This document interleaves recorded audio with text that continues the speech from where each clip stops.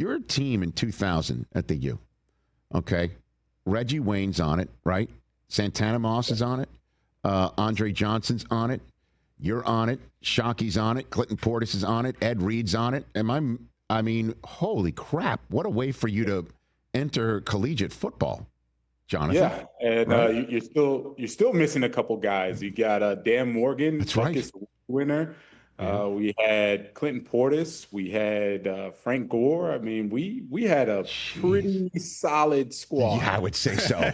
That's an understatement right there. Oh, my God. So what was it like for you? How old were you, 18? Coming out of Coral Gables? Yeah, I was 18. So I'll tell you what it was like for me. The first day I showed up, by the way, I was a full 6 feet, 195 pounds soaking wet. Right. And back then I was running like a 4.8. So I still don't even know how I made it to D1 football, but that's another story. So I go, and my first day working out, I'm seeing all the freshmen coming in, and I see DJ Williams, who was the #1 recruit in the nation, the only player John Madden said could go from high school straight to the NFL because he was so gifted athletically. I see our other linebacker, Daryl McClover. He looked like he was just made in a lab. He was 6'2", 230, 5% body fat, just shredded. Then I see Willis McGahee, who's 6'1". He's 240 pounds. So we go through workouts, and I'm like, I cannot believe how much bigger and faster everyone is. So I called my dad afterwards. My dad, obviously, he wanted to know how everything was going. And so I called him, and he's like, so, how'd it go, son? And I was like, I don't know, Dad. I think I made the wrong decision. He's like, what? Seriously? I was like, Dad, they're so big. They're so fast. Like, I don't know what I'm going to do here. And he was like, well, don't worry, son. Just keep working hard. Just keep going. And, and things will work out. And I was like, okay, all right. So, long story short, man, the athleticism was there. The competitive nature was there. And there was no middle ground. You either made it or you didn't, right? It was sink or swim, right? And so, I fought, competed, and ended up, being part of one of the best teams. No, excuse me. End up being part of the best team in college football. I mean, and then you wound up being a 12th overall pick in the NFL draft. But I'm just curious, like, what'd you pick up from somebody like Ed Reed at such a young age, early on in your football life? Man. Good question, Rich. Thank you, sir. Ed Reed taught me the most football at that time of any player. No kidding. So I had Dan Morgan was a senior when I was a freshman, and he taught me what it was to work and what a real work ethic is. Like he literally threw up in a game on the field and kept playing. They had to force him off the field, and that's how I would get in the game, and I ended up getting freshman All-American. But Ed Reed, he was so smart, and he would always just throw little nuggets at me. And he would say little things like, hey, John, you got a 3.5, right? Yeah, I got a 3.5.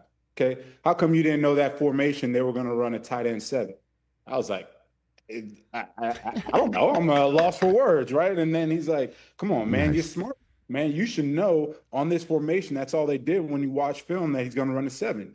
So I'm 18 years old, and I'm starting to pick all of this up from Ed Reed. And I'm saying, man, football, and he would always say, trust me, right? So I started to watch more film with him. I started to understand how to watch film. And because of him, I became so smart as a football player. By my junior year, it was like slow motion, right? I'm playing the game. I can see it. I can see the formations. I can see the routes. I can see the tendencies. And it was really because of him that I was able to just frankly look faster, quicker, more explosive than I really was, because I knew what plays were coming.